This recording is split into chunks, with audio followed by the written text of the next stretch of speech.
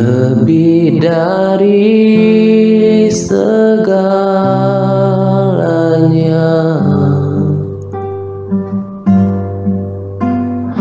Ku cinta Kau Yesus,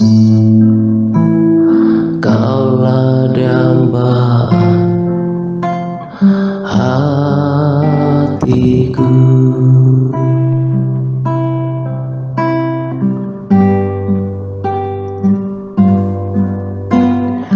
Ku rindu Kau Tuhan, lebih dari segalanya.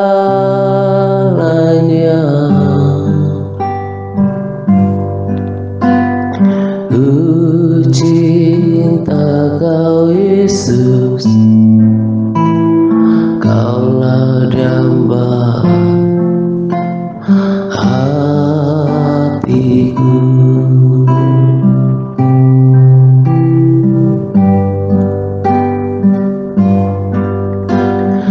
Ku sembah Kau, ku puji Kau, selamanya tinggal di hadirat-Mu.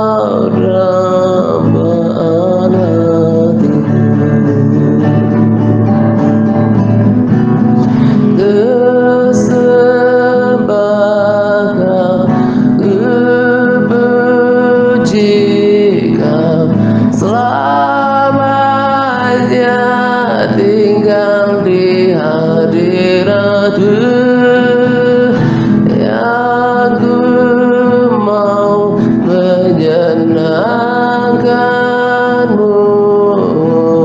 Yesus, kau dambaan hatiku. Yesus, kau dambaan hatiku. Yesus, kau dambaan hatiku. Hatiku.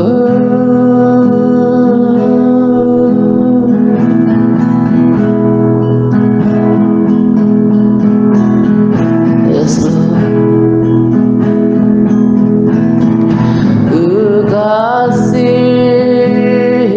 Kau, Allah Bapa-Ku. Ku kasih Kau, Allah yang hidup. Aku kasih Engkau, Allah. Aku kasih Kau.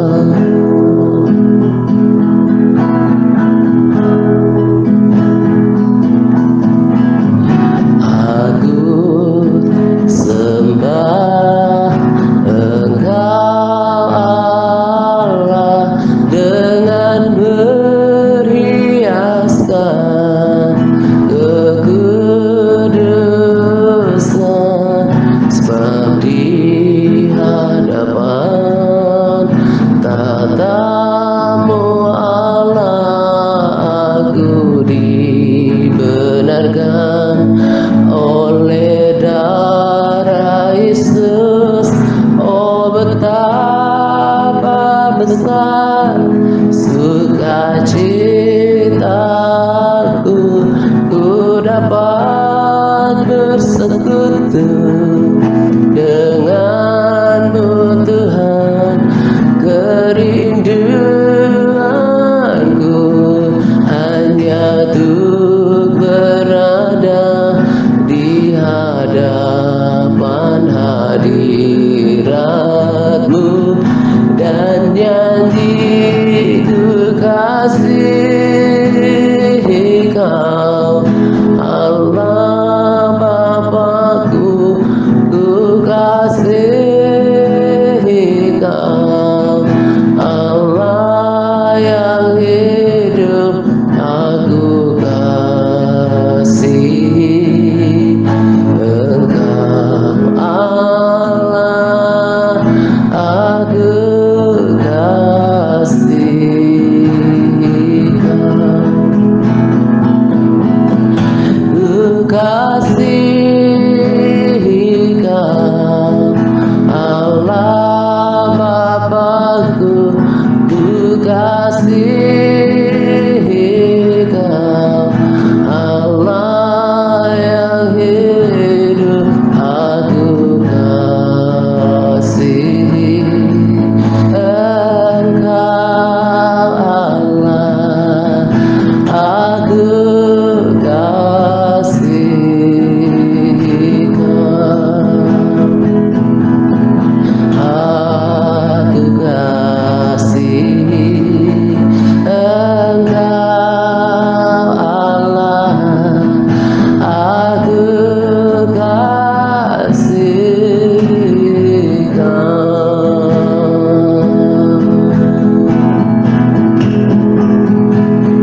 Selain Kau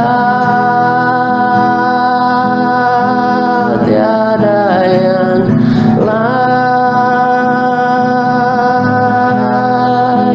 yang ada padaku di surga. Hanya Engkau yang ku ingini.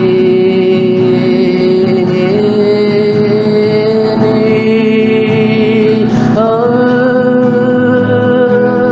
sekalipun dagingku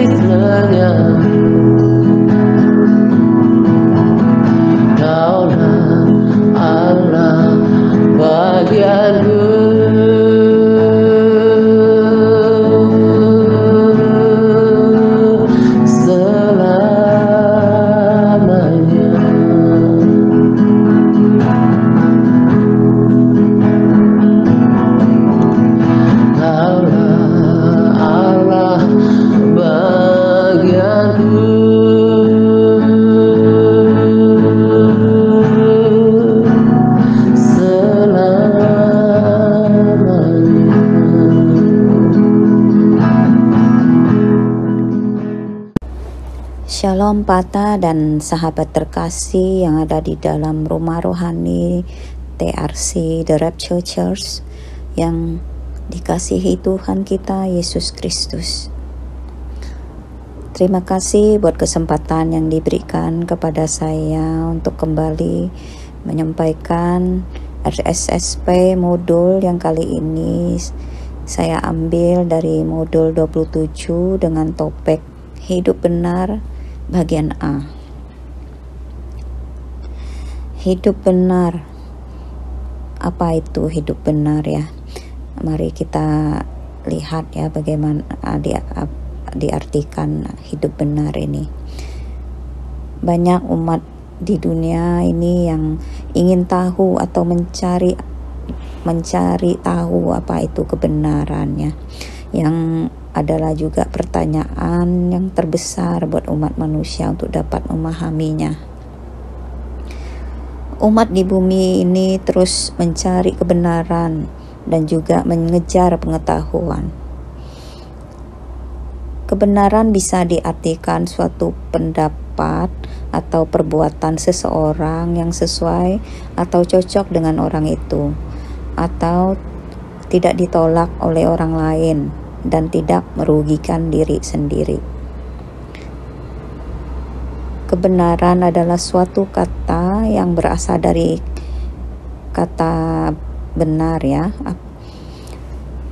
Kata dasarnya benar. Apa yang dimaksud dengan benar? Benar adalah suatu penyesuaian antara pikiran dan kenyataan. Ketika apa yang ada di dalam pikiran kita dan kemudian itu menjadi kenyataan pada umumnya, maka itu bisa akan disebut orang dengan disebut benar ya. Kata sifat benar ini bisa dibagikan dalam dua kondisi, yaitu benar menurut mata atau teropong manusia dan benar menurut pandangan Tuhan.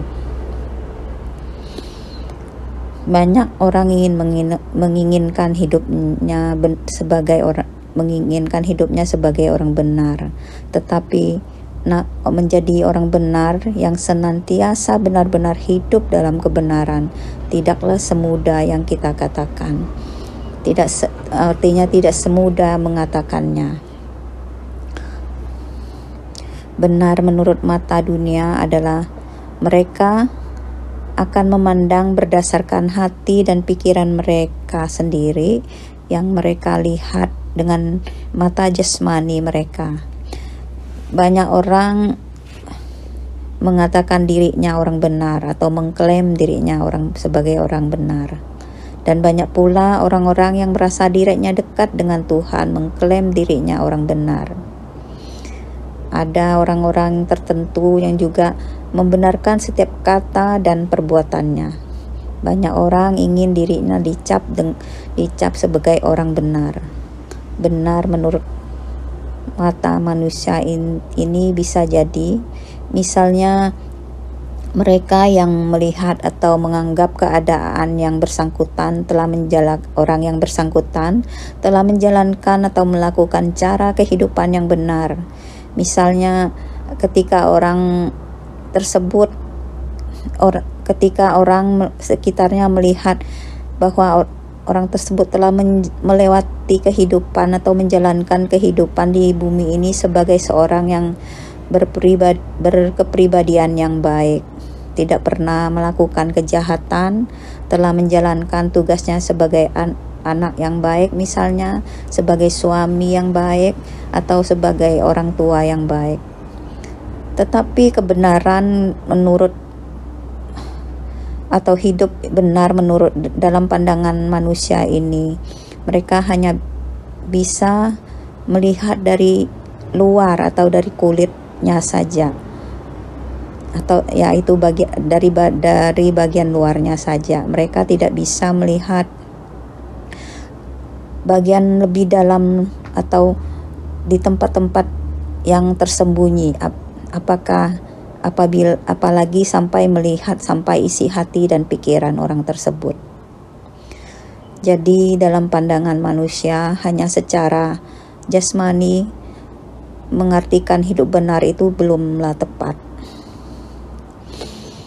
Sedangkan benar dalam pandangan atau standar Tuhan, yaitu menjalankan kehidupan yang sesuai dengan perintah dan firman-Nya,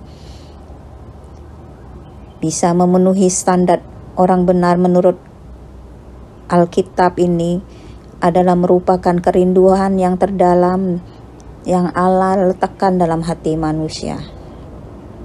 Sebelum kebenaran sejati itu ditemukan, manusia akan mereka akan terus berusaha untuk mencari dan mencari. Namun apakah kita dapat menyebut diri sebagai orang benar, padahal tidak ada seorang pun yang benar di dunia ini?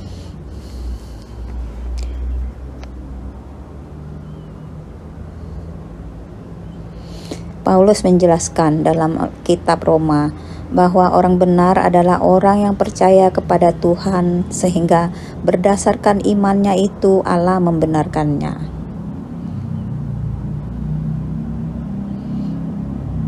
Alkitab juga mengatakan bahwa mereka yang lapar dan haus akan kebenaran disebut berbahagia atau diberkati, sebab mereka akan dipuaskan. Terdapat dalam Matius 5 ayat 6. Alkitab juga mengatakan adanya pernyataan yang identik dengan kebenarannya, yaitu firman-Mu adalah kebenaran dalam Yohanes 17 dan ayat 17. Serta dalam Yohanes 14 ayat 6, Akulah jalan kebenaran dan hidup. Itu berarti bahwa pencarian akan kebenaran ini baru akan berakhir jika kita mengenal Allah yang telah memberikan pernyataan atau pewahyuan tentang dirinya di dalam Alkitab, di dalam nama Yesus Kristus. Dalam pernyataan Alkitab mengatakan bahwa mereka yang telah mengenal Allah menuruti segala perintah dan ketetapannya, menjalankan hidup benar di mata Tuhan, maka orang tersebut berhak mendapat sebutan orang benar. Kita lihat dalam Mazmur 118 ayat 20 mengatakan, Inilah pintu gerbang Tuhan, orang-orang benar akan masuk ke dalamnya. Tuhan membukakan pintu buat seluruh umatnya untuk bisa masuk ke dalamnya. Tetapi tidak semua orang bisa memasuki pintu tersebut. Tidak semua orang bisa mampu memasuki pintu tersebut. Karena pintu itu adalah pintu yang sesak. Hanya mereka atau orang-orang yang hidupnya benar saja yang bisa mampu melewati pintu tersebut itu. Pintu yang sesak ini tidak mudah dilewati karena memerlukan komitmen yang tinggi untuk bisa menjalankannya dengan baik di muka bumi ini, karena tantangannya juga banyak dan sangat tinggi. Sebab tanpa adanya komitmen dan penyertaan Roh Kudus, mustahil orang tersebut bisa menyelesaikan atau menjalankan hidup yang benar di mata Tuhan. Tetapi orang-orang benar dan orang-orang yang tetap setia, taat dan setia kepada Tuhan, mereka akan mendapat perlindungan Tuhan ketika mereka mengalami permasalahan, sakit penyakit, atau ketika dalam kesesakan. Tuhan akan campur tangan dan hadir untuk memberikan pertolongan sesuai waktunya Tuhan. Seperti dalam Mazmur 37 ayat 39 mengatakan, orang-orang benar diselamatkan oleh Tuhan. Ia adalah tempat perlindungan mereka pada waktu kesesakan. Banyak orang Kristen, banyak umat Kristen di muka bumi ini, tetapi sedikit yang mau mengandalkan Tuhan, yang mau taat dan setia kepada Tuhan dan mengutamakan Tuhan. Sedikit umat Kristen yang mau melewati pintu yang sesak, karena mereka lebih suka memilih pintu yang lebar, yang mudah dilewati dan mengenakan daging mereka. Tuhan adalah tempat perlindungan pada waktu kesesakan. Saya teringat ketika saya mengalami sakit perut dan bab berdarah sampai belasan kali beberapa bulan lalu. Saya waktu itu sebenarnya tidak merasa khawatir, karena dalam hati saya percaya Tuhan akan melindungi, walaupun waktu itu keluarga saya menganggap itu parah ya, katanya bab berdarah itu parah. Mereka khawatir ada usus saya ada yang luka, atau khawatir ada kanker atau apa, katanya waktu itu ya. Tapi saya tetap tidak tenang saja, tidak ada kekhawatiran apa-apa, dan bersikap tenang. Karena dalam hati, karena saya selalu mempunyai prinsip hidup mati kita ada dalam tangan Tuhan. Jika belum tiba waktunya kita untuk meninggalkan dunia ini, maka Tuhan akan melindungi kita dan memberi kesembuhan.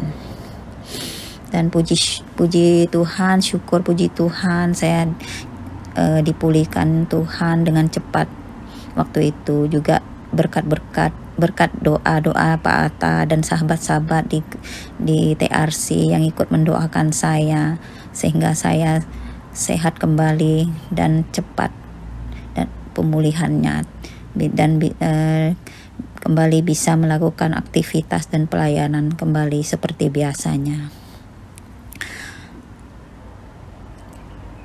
Itulah kalau kita berharap pada Tuhan, Tuhan akan mendengar dan akan menyertai kita. Setelah saya dipulihkan, ada sebuah pujian yang sering saya nyanyikan ketika sedang PPW, mengungkapkan terima kasih dan haru saya atas kebaikan dan pemeliharaan Tuhan kepada saya.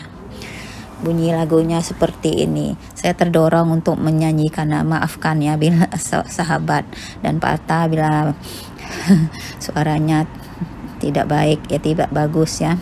Tapi saya terdorong, dalam hati saya terdorong untuk menyanyikan lagu ini ya. Yaitu apa temanya saya lupa lagu ini. Bunyinya seperti ini. Kau Tuhan yang selamatkanku, terima kasih Yesus. Kau Tuhan yang pulihkanku, terima kasih.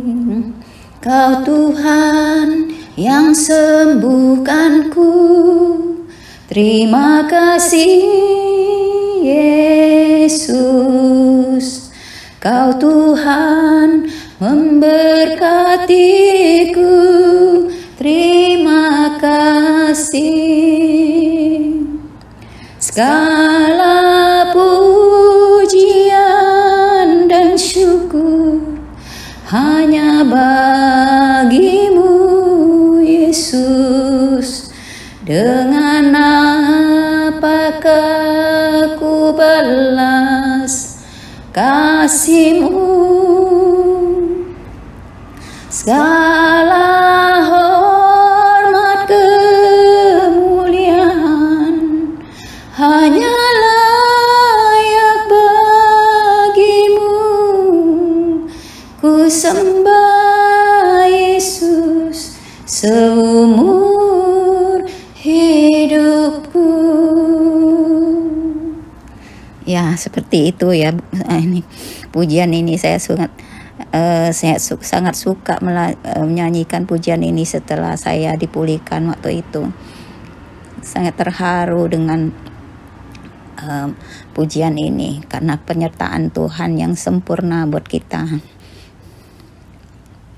Baiklah, kita lanjutkan kembali ayat firman Tuhan yang mendukung tentang orang hidup benar ini ya, yaitu dalam Amsal 11 ayat 21 mengatakan, sungguh orang jahat tidak akan luput dari hukuman, tetapi keturunan orang benar akan diselamatkan. Kehidupan manusia di dunia ini yang terdiri dari orang baik dan orang yang tidak baik atau orang jahat. Orang baik adalah mereka yang dalam hidupnya berlaku rendah hati, jujur, saleh, dan benar. Sedangkan orang yang jahat ialah mereka yang angkuh, curang, fasik, jahat, berkhianat, atau pengkhianat. Tetapi orang baik menurut pandangan dunia belum tentu benar dalam pandangan Tuhan. Orang benar di mata Tuhan adalah mereka yang telah menyerahkan dirinya kepada Tuhan, percaya sepenuh hati kepada Tuhan, dekat dengan Tuhan, dan berjalan menurut kehendak dan perintah Tuhan. Orang benar hidupnya tidak terikat dunia, tidak terikat akan permasalahan-permasalahan dunia ini, berhati-hati dalam perkataan dan bersikap. Orang benar akan ada dalam perlindungan Tuhan dan akan diselamatkan, begitu juga keturunan mereka ada dalam perhatian Tuhan. Sedangkan orang jahat, bila mereka tidak bertobat, mereka akan mendapat balasan akan apa yang telah mereka lakukan semasa hidup di bumi ini, dan tidak akan luput dari hukuman ketika mereka meninggalkan dunia ini, yaitu hukuman penyiksaan kekal di neraka.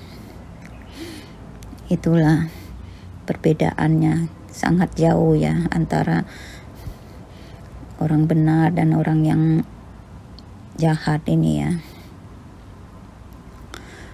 Dalam Mazmur 112 ayat 6 mengatakan, sebab dia takkan goyah untuk selama-lamanya.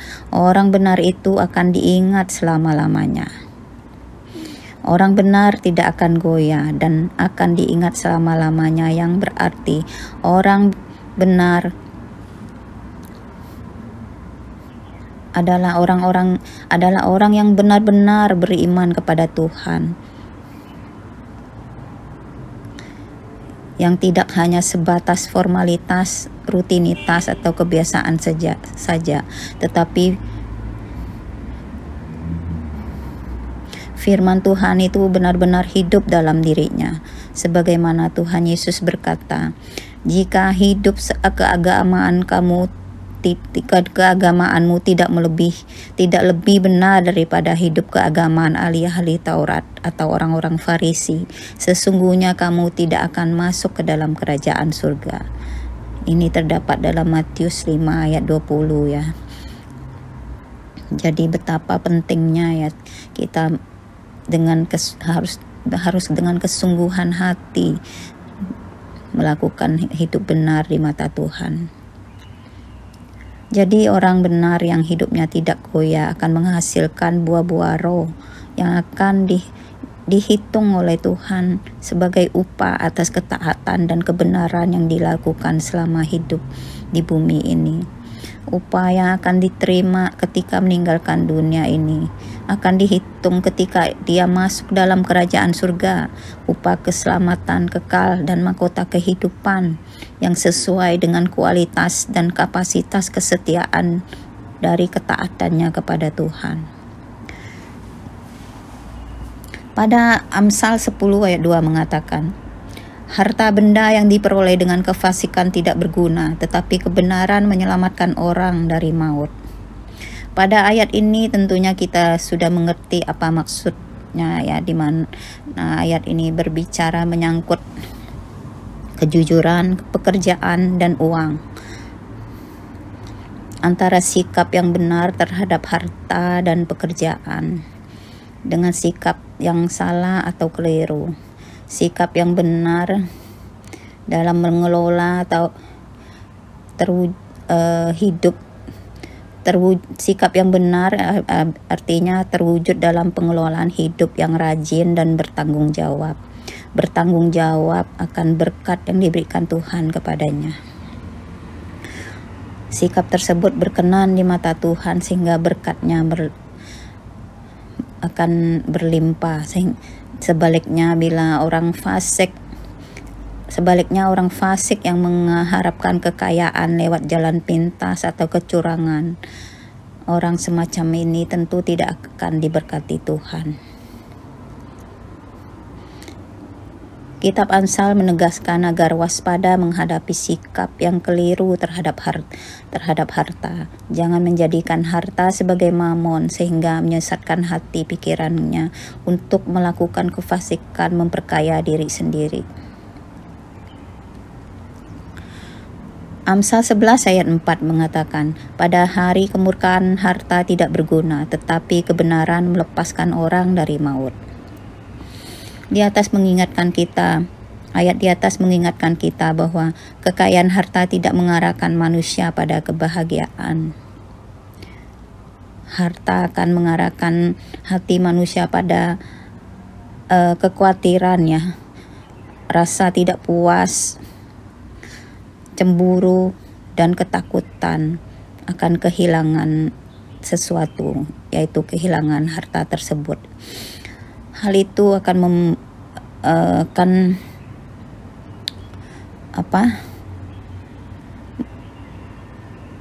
membunuh kebahagiaan lah, disebut ya, artinya kebahagiaannya terancam atau gimana.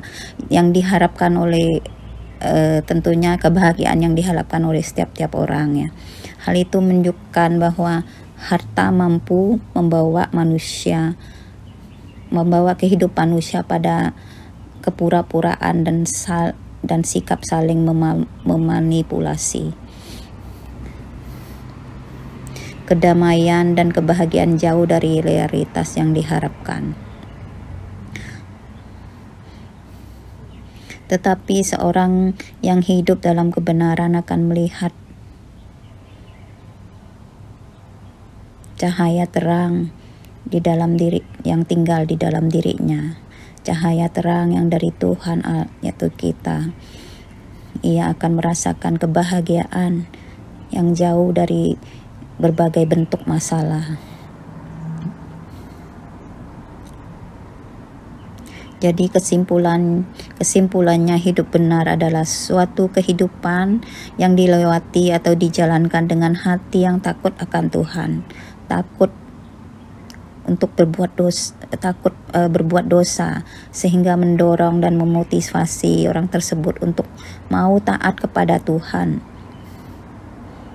dan berkomitmen taat kepada Tuhan, di mana hasil pada hidup benar ini akan membawa kebahagiaan, kedamaian, sukacita, serta memiliki tujuan hidup yang benar.